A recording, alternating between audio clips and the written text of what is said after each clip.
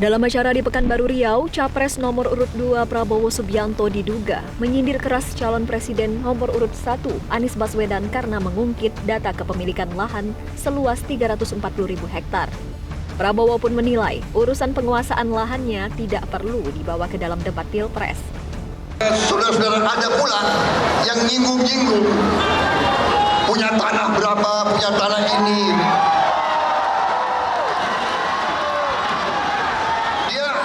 Dia pinter atau sih?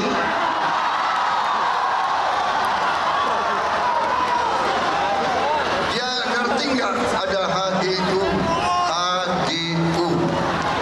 hak guna usaha, hak guna bangunan, hak pakai, iya kan? Itu tanah negara, saudara. Tanah rakyat, tanah bangsa. Daripada dikuasai orang asing, lebih baik Prabowo yang mengelola. Pemirsa, menurut Bawaslu, kata-kata kasar yang diucapkan Prabowo bisa saja melanggar Undang-Undang Pemilu, terutama terkait dengan larangan menghina peserta pemilu lainnya. Lantas sejauh mana aturan itu dapat diterapkan? Apakah Timnas Amin akan melaporkan Prabowo? Kita akan bahas lebih lanjut bersama Wakil Ketua TKN Prabowo Gibran Habibur Rahman, Direktur Balai Amin Maman Imanul Haq, dan pakar hukum tata negara Bivitri Susanti. Selamat sore Bang Habib, Kang Maman, dan juga Mbak Bivitri. Selamat sore. Oke, saya ke Bang Habib dulu ya.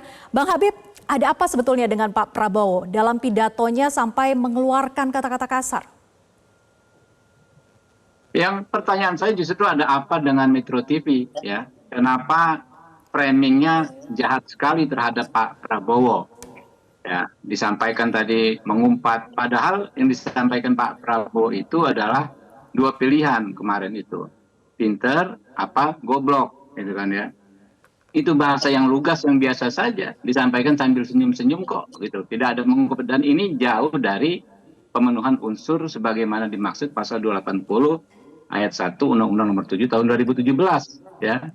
Yang justru tidak pas, tidak baik adalah Pak Anies Baswedan ya yang menyampaikan informasi bohong, informasi tidak benar ya dalam banyak bagian pada saat debat kemarin, termasuk tadi yang waktu acara di Kadin ya, framingnya Metro TV jahat sekali. Oke. Ya, Bang Habib, bohongnya di mana Bang Habib? Bang Habib. Padahal, halo? Iya, bohongnya di mana Bang Habib? Pak Anies, ya bohongnya, ya ketika dia bilang misalnya soal 700 triliun, kan jelas bohong. Karena anggaran Kemenhan tidak sampai segitu. Yang dibelanjakan untuk alutsista bekas jauh di bawahnya lagi, karena sebagian besar adalah untuk kesejahteraan prajurit. Ya. Kemudian juga soal kepemilikan lahan 350.000 hektar. Itu bukan konsep kepemilikan Pak Prabowo ya, itu adalah soal IUP HHK ya, yang dipegang oleh perusahaan yang sebagian sahamnya dimiliki oleh Pak Prabowo. Jadi beda. Secara substansi hukum itu hal yang sangat-sangat berbeda. Lalu ketika dibenturkan misalnya kepemilikan lahan oleh perusahaan yang dimiliki sebagiannya oleh Pak Prabowo tersebut dengan kesejahteraan TNI, seolah-olah Pak Prabowo cheating, seolah-olah Pak Prabowo ya, Bang Habib, tapi kenapa tidak ya, dijelaskan saja saat debat, dijawab saat debat kalau memang dianggap tidak sesuai? Ya tentu kan sudah disampaikan oleh Pak Prabowo pada saat debat, sudah dibantah oleh Pak Prabowo. Oke, Kang Maman bisa menanggapi Kang Maman tadi yang disampaikan oleh Bang Habib bahwa data yang disampaikan itu bohong dan sebagainya? Iya, yang pertama tentu semua pemimpin harus punya gaya bicara yang betul-betul memberi contoh buat publik secara keseluruhan. Boleh keras, boleh tegas, asal berdasarkan data dan fakta. Dan debat itu adalah sarana kita untuk memilih bagaimana seorang pemimpin menggunakan waktu yang sangat sempit itu untuk menjawab. Nah, kebetulan saya adalah koordinator juru bicara di tim Anies ini, Amin ini, selalu mendapatkan masukan bahwa apa yang dikatakan oleh capres kami, Mas Anies, itu berdasarkan data dan fakta. Soal lahan misalnya, itu sebenarnya Mas Anies ngutip pernyataan Pak Jokowi Sehingga apa yang dikatakan Pak JK jadi menarik. Kalau ada misalnya relawannya 02 melaporkan ke Bawaslu, itu akan jadi menarik karena yang akan jadi saksi adalah Pak Jokowi. Seperti itu. Termasuk juga soal anggaran 1 triliun seperti itu. Kita tidak hanya melihat alutsista secara keseluruhan, tapi itu anggaran Kemenhan. Yang ingin ditekankan oleh Mas Anies adalah seorang pemimpin harus memberi contoh. Jadi jangan sampai di satu sisi kita memperlihatkan kepemilikan baik itu tanah, rumah dan sebagainya, sementara ada prajurit yang belum memiliki itu. Sehingga Anies ketika jadi gubernur dia memberikan perumahan untuk prajurit terutama di Jakarta. Kita memang rindu kepada M. Yusuf, Panglima TNI dulu, di mana dia kalau datang ke barak-barak dia selalu tanya, kalian masih punya beras enggak? Kalian masih punya susu enggak? Dan contoh-contoh keteladanan itulah yang kita butuhkan hari ini. Jadi yang ingin ditekankan pada debat itu adalah bagaimana kita sebagai pemimpin itu menjadikan kesejahteraan prajurit kita, TNI kita, termasuk juga tentu Polri kita, itu betul-betul menjadi prioritas utama kita. Itu aja. Sehingga kalau ada tuduhan, kebohongan dan sebagainya, ya silahkan untuk didiskusikan, dilaporkan, nggak masalah. Kami di tim Anies tidak pernah berpikir untuk misalnya melaporkan dengan gampang seperti itu. Kita akan memilih dan memilah. Ini adalah pertarungan ide, pertarungan gagasan. Biarkan publik yang menilai mana sesuatu yang data yang bohong atau enggak. Kita bisa lihat itu di medsos, Mbak. Oke, saya ke Mbak Bivit. Mbak Bivit, dalam perspektif hukum, sebetulnya umpatan kasar yang disampaikan oleh Pak Prabowo itu apakah masih dalam batas wajar ataukah sudah melanggar undang-undang pemilu? Ya, kalau saya mau menempatkan semua yang dari tadi kita bicarakan ini dalam perspektif ekspresi politik dalam sebuah kompetisi pemilu yang memang kita akan selalu berdebat dalam soal data, dalam soal informasi, juga penggunaan diksi-diksi tertentu.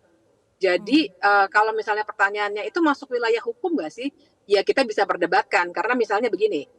Secara hukum itu nanti kan kita akan bicara definisi, misalnya apakah namanya Pak Anies disebut atau tidak, dan sebaliknya apakah kebohongan dalam soal klaim kebohongan soal data pemilikan tanah dan lain sebagainya itu kebenarannya harus dibuktikan dulu di pengadilan dan seterusnya. Tapi kalau buat saya kita akan menjadi terlalu jauh dan disibukkan dengan isu-isu semacam itu untuk suatu hal yang sebenarnya ya ini adalah suatu ekspresi politik dari masing-masing yang malah akan merugikan kita sebagai pemilih, sebagai publik, kalau akhirnya kita diributkannya dengan diksi-diksi semacam ini. Jadi kalau saya sih ingin membawanya Mbak lebih kepada mengedukasi masyarakat gitu. Kalau seperti tadi, kalau memang datanya salah, silakan sampaikan data tandingannya sedetail-detailnya. Misalnya katakanlah ada sanggahan bahwa seperti tadi disampaikan oleh Bang Habib, oh ini karena ada konteks tertentu apa yang disebutkan dan seterusnya disampaikan saja, tapi pelaporan-pelaporan yang sifatnya ke Bawaslu buat saya sih nanti itu malah akan jadi panggung politik yang akibatnya sebenarnya bisa buruk buat para paslon gitu. Kan semuanya sebenarnya ingin pemilu yang menyenangkan begitu ya, yang lebih banyak mengedepankan gagasan. Jadi balik lagi kalau pertanyaannya apakah melanggar hukum atau tidak, ya debatable. Namanya orang hukum pasti bisa saja mendalilkan segala sesuatunya, tergantung konstruksi hukumnya, tergantung interpretasinya dan lain sebagainya. Tapi di luar itu semua, saya ingin mendorong sebenarnya semua paslon untuk mengedepankan etik begitu. Maksudnya mengedepankan narasi-narasi yang lebih damai begitu dan memanfaatkan panggung-panggung politik itu betul-betul untuk mengemukakan gagasan ketimbang mencari celah, membuat diksi yang membuat kontroversi dan lain sebagainya yang mengaburkan esensi dari pemilihan kader terbaik negara ini. Seperti itu, Mbak. Tapi pernyataan Pak Prabowo dalam beberapa kali pidatonya di luar dari momen debat begitu ya, apakah itu memang masih dalam kategori memenuhi standar etik berkampanye? Ya kalau menurut saya tentu saja tidak ya. Maksud saya itulah setiap paslon seharusnya mengedepankan benar-benar gagasannya seperti apa ketimbang mengemukakan di hadapan publik ini sebenarnya misalnya tadi ya kan bodoh atau pintar nih atau apapun lah kata-kata yang menganalogikan binatang ya dan sebagaimana dan hal-hal seperti itu tidak etis begitu. Dan dalam konteks ini ya kita tentu saja harus mengkritik. Saya juga dalam kelompok masyarakat yang mengkritik kelakuan yang sebenarnya tidak beretika semacam ini. Tapi untuk mempersoalkannya dari segi hukum itu yang menurut saya akan membuat pemilu ini terasa lebih konfrontatif gitu ketimbang betul-betul mencari kader-kader terbaik bangsa ini. Oke, nanti saya akan ke Bang Habib begitu ya untuk menanyakan tadi yang disampaikan oleh Mbak Bivitri, tapi dijawab nanti usai jeda, tetap bersama kami di Prime. Kita lanjutkan perbincangan, Bang Habib silahkan mengomentari tadi yang disampaikan oleh Mbak Bivitri bahwa sebagai mengedepankan etika dan narasi damai saja, jangan sampai lagi mengeluarkan kata-kata kasar demikian. Ya tentu saya tetap tidak sepakat dengan framing Metro TV yang sejak awal mengatakan Pak Prabowo mengumpat, tidak beretika. Yang saya lihat apa yang disampaikan Pak Prabowo masih dalam ranah sangat beretika ya. Cuma memang beliau sebagai sosok orang yang selalu bicara lugas. Ini memang nggak berubah dari dulu. Jadi yang disampaikan tapi ya kalau soal kepemimpinan ya, soal bagaimana beliau menyampaikan gagasan menurut saya baik-baik saja. Nah, kembali tadi ke soal debat ya. Debat itu kan bukan lomba bicara, Mbak. Tadi yang ditanggapi bukan Bang juga Habib lomba soal debat. narasi damainya yang disampaikan begitu. Halo? Ya Bang Habib, Halo? tadi yang disampaikan oleh Mbak Bivitri adalah narasi damainya yang harus disampaikan. Ya tentu. Di mana Pak Prabowo tidak menyampaikan narasi damai? Pak Prabowo selalu menyerukan kok dalam setiap pembicaraannya di depan publik ya. Beliau selalu menyampaikan jangan dibalas, ya kan? Kalau dipitnah jangan dibalas. Sudah kita dorong persatuan, kita dorong bagaimana masyarakat rukun. Dan kalau Anda cermati di setiap debat, sejak debat pertama sampai terakhir, satu-satunya paslon yang selalu menyampaikan pentingnya kerukunan, pentingnya persatuan itu Pak Prabowo. Nah, menurut saya etika ya di situ, ya. Yang namanya etika di situ. Jangan jadikan pemilu ini, jangan jadikan debat ini sebagai ajang perpecahan, gitu kan. Tapi mengapa sempat mengajak pendukung untuk bersorak juga mengatakan kata-kata kasar di situ, Bang Habib? Yang mana? Yang di mana? Di Bengkulu tanggal 11 Januari, Bang Habib. Oh nggak ada, Anda lihat benar-benar ya. Saya juga amati itu semua, saya ikuti terus secara live dengan teman-teman, nggak ada kok. Ya, yang disampaikan Pak Prabowo itu kan menyelami emosi psikologis para pendukungnya. Ya, pendukungnya memang senang kalau Pak Prabowo bicara lugas. Lugas itu beda dengan tidak beretika, gitu kan. Beda dengan apa yang dilakukan oleh Pak Anies Baswedan ya, dengan Pak Ganjar ketika di acara debat menyampaikan informasi yang bohong, informasi yang fitnah dengan tujuan untuk mendiskreditkan dan mengadu domba. Nah, seperti dikatakan tadi, seolah Pak Prabowo tidak peduli dengan kesejahteraan prajurit. Pak Maman, Anda cek Pak Maman kepada setiap orang yang pernah dipimpin Pak Prabowo di TNI ya ataupun dimanapun. Pak Prabowo adalah sosok yang selalu mengutamakan kesejahteraan prajurit. Sampai sekarang itu terus dikenang ya bagi para prajurit. Jadi bohong apa yang disampaikan Pak Anies, apa yang ingin dinarasikan oleh Pak Anies. Lagi-lagi bohong katanya Kang Maman yang disampaikan oleh Pak Anies. Bang Maman, silakan Kang Maman. Iya, sekali lagi kita setuju bahwa pemilu ini harus berisi diksi dan narasi yang menguatkan kembali keyakinan publik terhadap pemimpin yang akan dipilihnya. Sehingga diksi-diksi yang berisi mengumpat, menyalahkan orang lain sebagainya itu memang tidak perlu terjadi.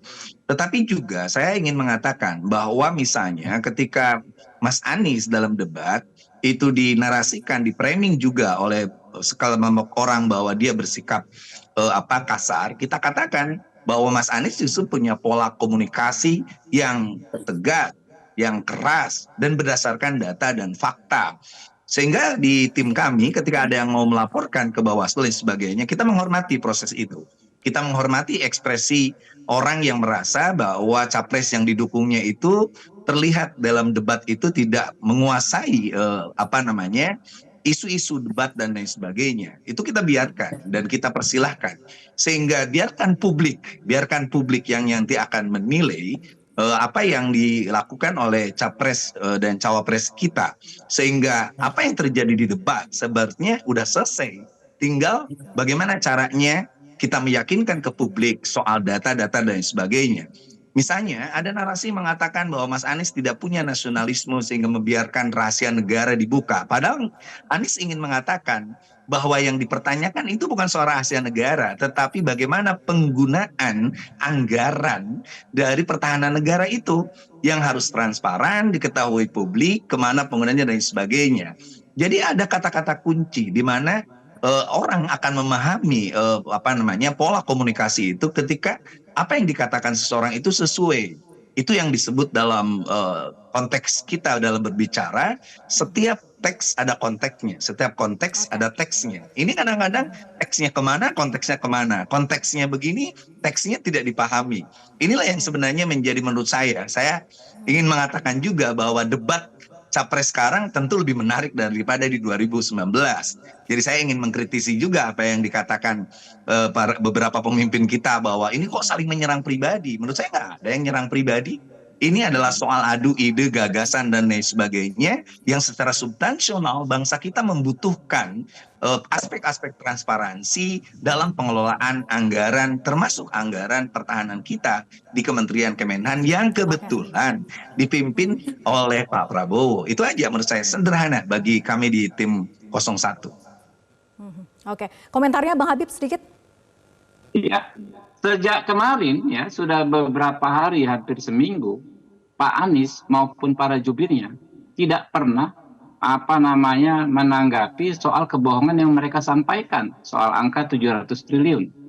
Apakah misalnya menyampaikan kebohongan dengan cara tersenyum, ya, menyampaikan berita bohong dengan cara tersenyum, itu beretika? Itu sudah kita lakukan, Mas Habib. Iya. Bahwa yang 700 triliun itu adalah anggaran Kemenhan setelah 5 tahun dari 2019 sampai 2024. Iya kan, itu sudah dijelaskan. Bisa aja lihat dibaca di beberapa online. Nah, itu yang sangat tidak beretika. Ya, Anda ya menyampaikan sesuatu yang tidak benar setelah berhari-hari tidak ada klarifikasi. Nah, itu sangat tidak beretika meskipun disampaikan dengan cara yang senyum, gitu loh. Nah, ini kan akan dilihat oleh publik. Benar, saya sepakat dengan Pak Maman ya, bahwa publik yang akan menilai. Kita harus jeda dulu karena akan ada kumandang azan maghrib. Ya, azan ya. Oke, kita lanjut usai jeda ya. Tetap bersama kami di Prime Time News.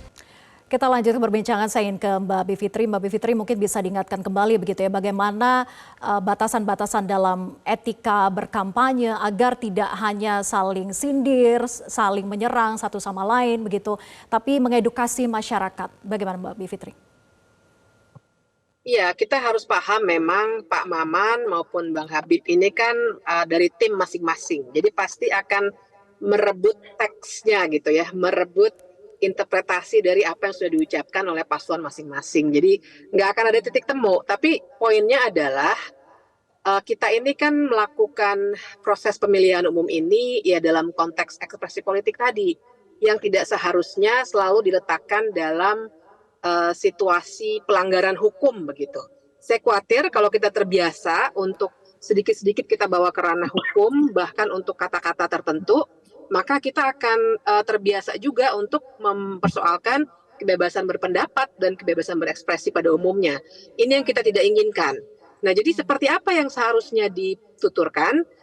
Adanya debat itu sebenarnya kan suatu cara yang baik dan beradab ya untuk saling mengemukakan gagasan. Memang 2 menit itu pendek ya, pasti ada hambatan-hambatan tertentu.